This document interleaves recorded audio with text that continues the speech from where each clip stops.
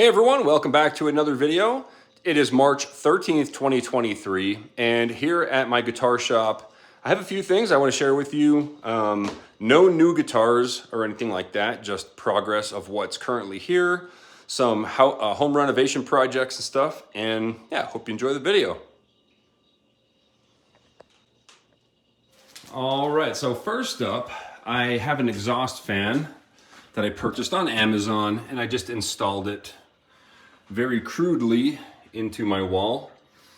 This is gonna move air from an open door over there all the way through the shop and out.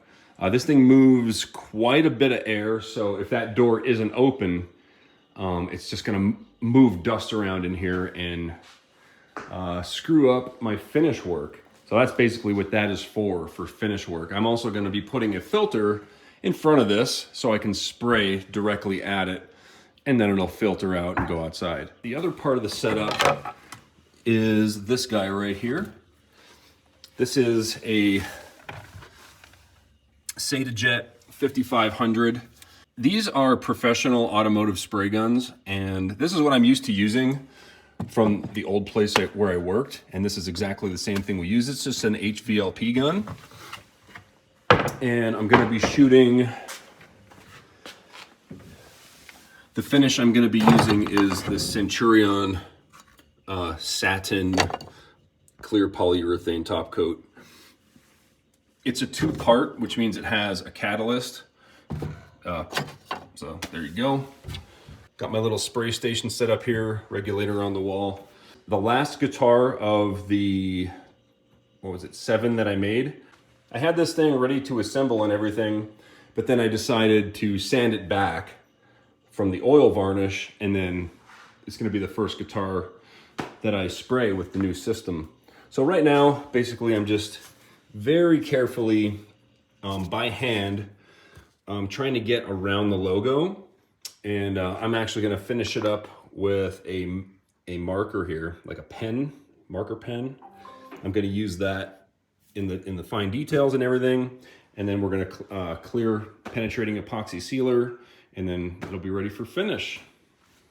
There were some big voids and knots in this leftover piece of walnut burl that I had sitting around from one of the guitars I made, and I just filled it in with some green epoxy. So that'll be awesome once I, resaw it and sand it, mill it down and everything.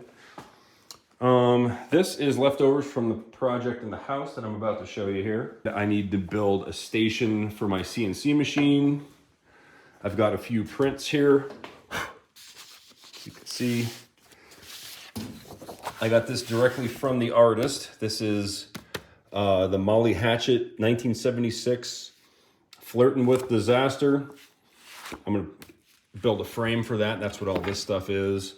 And then this here is a guitar I built when I was working up in Boston. This is Al Jorgensen from Ministry. It was in some magazine, and I found it on eBay. And I was like, yeah, that's a guitar I made for him that was in a magazine. So I'm gonna frame that as well. Just, small little projects. But then in the house, there was a bigger project. And I'll show you what that is. All right, this is just a closet that I have in the house. Basically, the inside of the closet. Sorry the light isn't better, but let me show you something here. So this is just a tongue and groove wall, vertical, but if you press in the knot right here, it opens up to the mushroom. This is basically a little secret room I made for growing mushrooms. You can see I have a lot growing in here. I shouldn't leave the light on very long because that needs darkness. But I have plastic all the way around, and basically the rest of the video I'm gonna put together a little video of building this thing. If you want to stick around and watch that, feel free to do so. But yeah, on the inside, I basically glued the door part together, made a few hinges here, and then closing it up, it just clicks together with the magnet. Should be seamless. You shouldn't be able to tell it's there. Well, when the light's on, you can see, but when the light's off, you really can't tell that there's a room there. It just looks like a fancy closet. So yeah.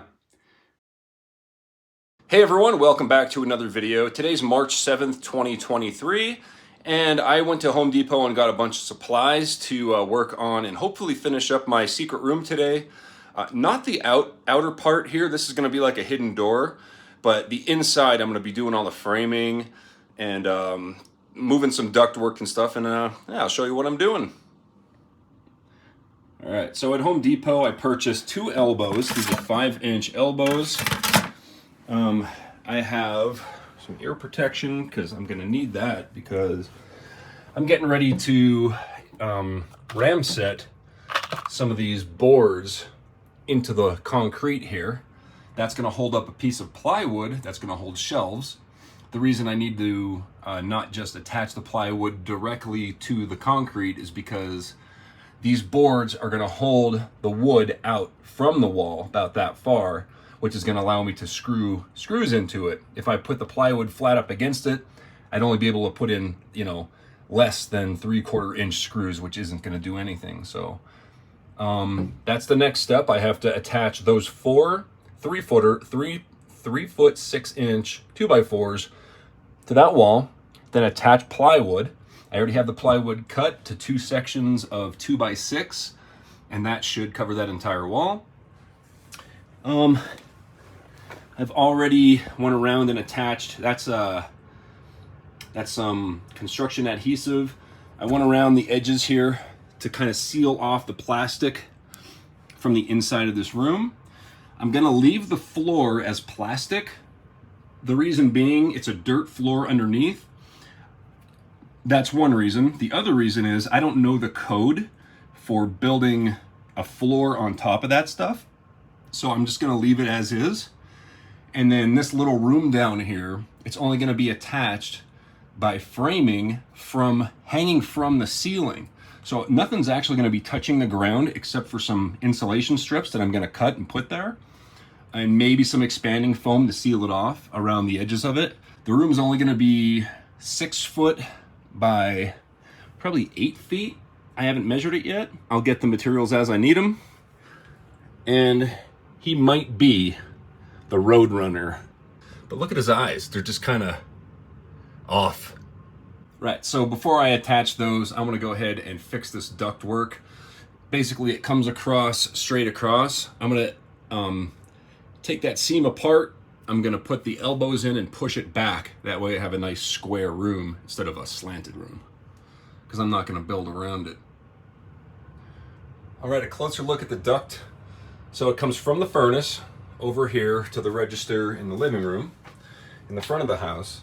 And whoever installed it used flathead screwdriver, which is really old school. So I have my flathead screwdriver.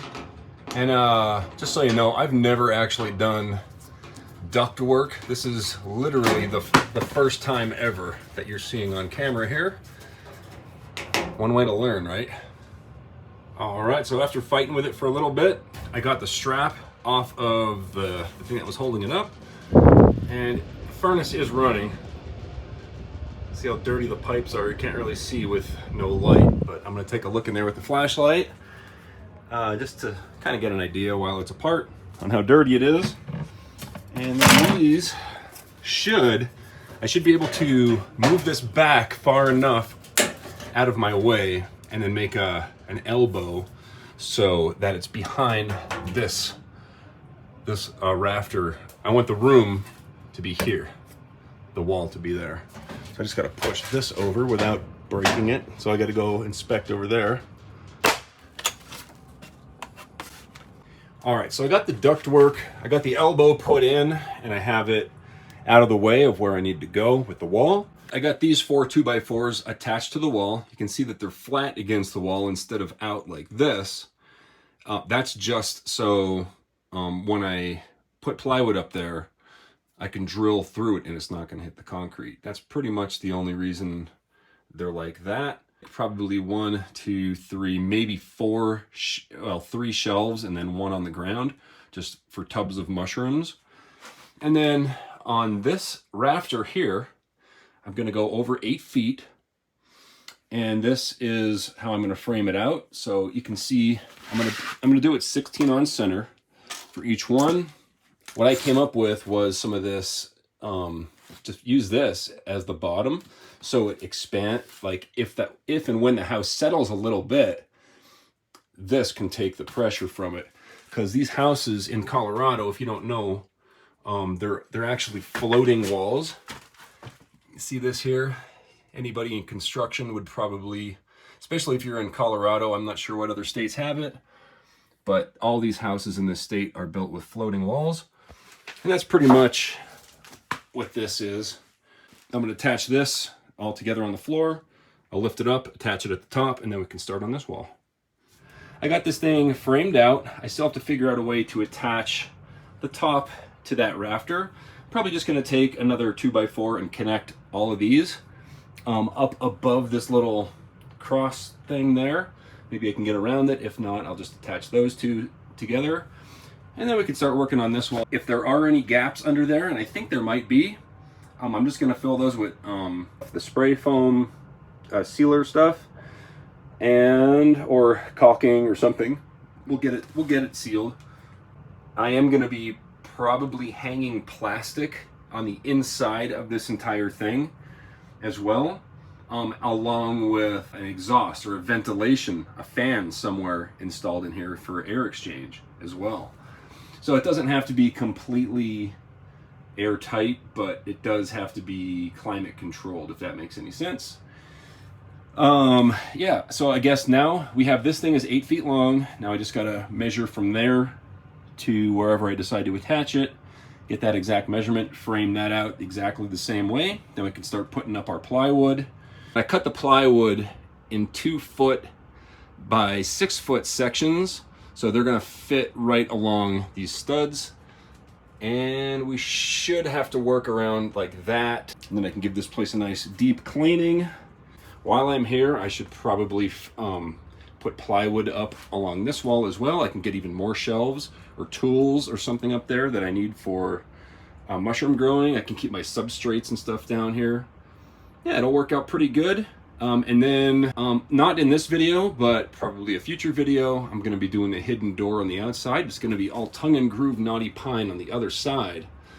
It'll be vertical, and then where the seams are, that's where the magnetic door is gonna be. It's gonna be a magnetic hinge where you press in and then it opens. So it'll be like a awesome hidden secret room. All right, I'll get some plywood in here.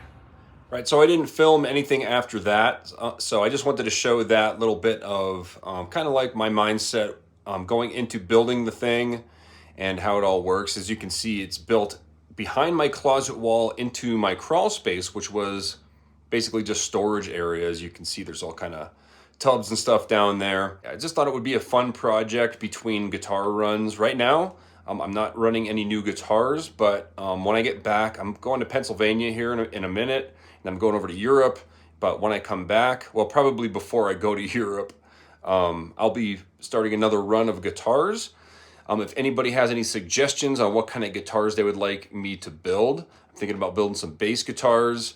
I've had some requests for that. I still haven't sold any guitars. I've given a bunch away, but I just haven't sold any yet. So if anybody wants one, ClushGuitars.com. And that's all I got for today. Thanks for watching.